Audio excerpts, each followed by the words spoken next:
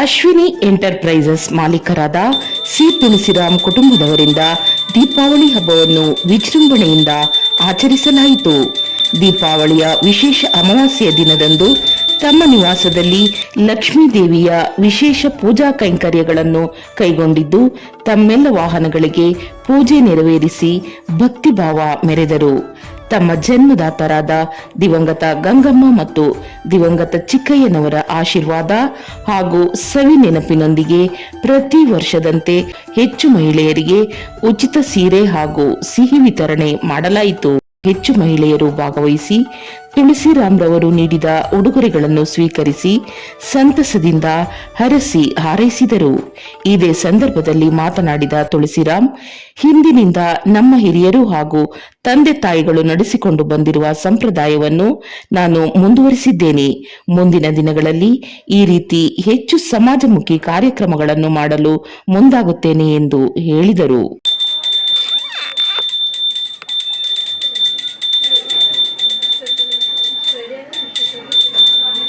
ದೀಪಾವಳಿ ಹಬ್ಬ ಎಲ್ಲರಿಗೂ ಇದಾಗಲಿ ಸರ್. ಹಾಗೆ ಪ್ರತಿ ವರ್ಷವೂ ಕೂಡ ತಾವು ದೀಪಾವಳಿ ಹಬ್ಬದಂದು ಬಡಬಗ್ಗರಿಗೆ ಸೀರೆ ಅಂತಕ್ಕಂಥದ್ದು, ಸಿಹಿ ಅಂತಕ್ಕಂಥದ್ದು ನಿರಂತರವಾಗಿ ಮಾಡ್ಕೊಂಬರ್ತಾನೆ. 18 ವರ್ಷದಿಂದ ನಿರಂತರವಾಗಿ ಮಾಡ್ಕೊಂಬರ್ತಾ ಇದ್ದೀನಿ ದೀಪಾವಳಿ ಹಬ್ಬ. ಎಲ್ಲರೂ ಬಡವ ಮಕ್ಕಳಿಗೆ, ಹೊರಗಡೆ ಇರೋರಿಗೆ, ತುಂಬ ಲೋ ಜನ ಇದ್ದಾರೆ, ಅವ್ರಿಗೆಲ್ಲ ಸೀರೆ ಬಟ್ಟೆ ಸಿಹಿ ಕೊಟ್ಟು ಇದು ಮಾಡ್ತಾಯಿದ್ದೀನಿ. ಹಣ ಇದ್ದವ್ರಿಗೆಲ್ಲ ಕೊಡಬೇಕು ಅನ್ನೋ ಮನ ಇಚ್ಛಾಶಕ್ತಿ ಇರಲ್ಲ, ಆದರೂ ನಿಮ್ಮ ತಂದೆ ತಾಯಿಯ ನೆನಪಿನಲ್ಲಿ ಇಲ್ಲ, ನನ್ನ ತಾಯಿ ಆಶೀರ್ವಾದದಿಂದ ಅದು ನಾನು ಹಂಗೆ ವರ್ಷ ನಮ್ಮ ತಾಯಿ ನೆನಪಿಗೋಸ್ಕರ ಮಾಡ್ಕೊಂಬರ್ತಾ ಇದ್ದೀನಿ.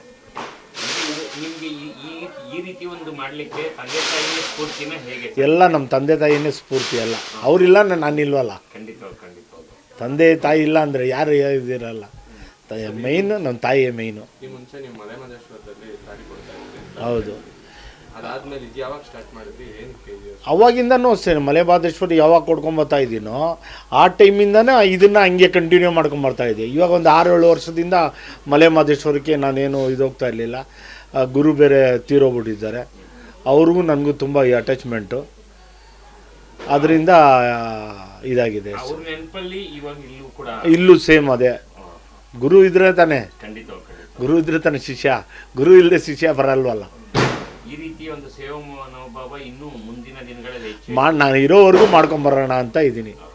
ನಾನಾಗಲಿ, ನನ್ನ ಮಗ ಆಗಲಿ, ನನಗೊಬ್ಬನೇ ಮಗ, ಅವನು ಕಂಟಿನ್ಯೂ ಮಾಡ್ತಾನೆ ಅಷ್ಟೇ. ನಾವಿಲ್ಲ ನನ್ನ ಮಗ ಕಂಟಿನ್ಯೂ ಮಾಡಲಿ ಅಂದ್ಬಿಟ್ಟು, ಅದೇ ಥರ ವಂಶ ಪರಂಪರೆ ಆಗಲಿ ಅಂತ. ನಾಡ ಜನತೆಗೆ ದೀಪಾವಳಿಯ ಶುಭಾಶಯಗಳು. ಎಲ್ಲರಿಗೂ ದೀಪಾವಳಿ ಹಬ್ಬ ಶುಭಾಶಯಗಳು. ಎಲ್ಲ ಸಹ ಕುಟುಂಬಕ್ಕೆ ಮತ್ತು ಎಲ್ಲರಿಗೂ ಹಬ್ಬದ ಶುಭಾಶಯಗಳು. ನಾಡಿನ ಸಮಸ್ತ ಎಲ್ಲ ಜನತೆಗೂ ದೀಪಾವಳಿ ಹಬ್ಬದ ಆರ್ಥಿಕ ಶುಭಾಶಯಗಳು. ವಿಶೇಷವಾಗಿ ಏನು ಪ್ರತಿ ವರ್ಷದಂತೆಯೇ ಏನು ನಮ್ಮ ದೀಪಾವಳಿ ಹಬ್ಬದ ದಿನ ಬಡಬಗ್ಗರಿಗೆ ಒಂದು ಬಟ್ಟೆ ಕೊಡುವಂಥ ಕಾರ್ಯಕ್ರಮ ಆಗಿರ್ಬೋದು, ಅದನ್ನು ಸತತವಾಗಿ ನಮ್ಮ ತಂದೆಯಾದವರು ಮಾಡ್ಕೊಂಡು ಬಂದಿದ್ದಾರೆ. ಇದೇ ರೀತಿ ಈ ವರ್ಷವೂ ಕಂಟಿನ್ಯೂ ಮಾಡ್ತಾಯಿದ್ದಾರೆ.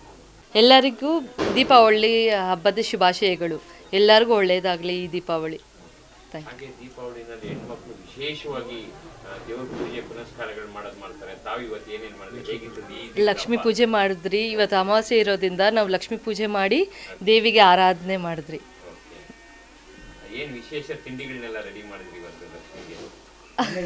ಕಜ್ಜಾಯ, ರವೆ ಉಂಡೆ ಅಂಥದ್ದೆಲ್ಲ ಮಾಡಿ ದೇವಿಗೆ ನೈವೇದ್ಯ ಮಾಡಿದ್ದೀವಿ. ದಿನವಿಡೀ ಕಷ್ಟಪಡ್ತಾ ಇರ್ತೀರ ಹೆಣ್ಮಕ್ಳು, ವರ್ಷಕ್ಕೊಂದ್ಸರಿ ಬರೋ ಈ ದೀಪಾವಳಿ ಹಬ್ಬನ ಹೆಂಗೆ ಅನ್ಸುತ್ತೆ? ಸಂಭ್ರಮ ಹೆಂಗೆ? ತುಂಬ ಖುಷಿ ಆಗುತ್ತೆ.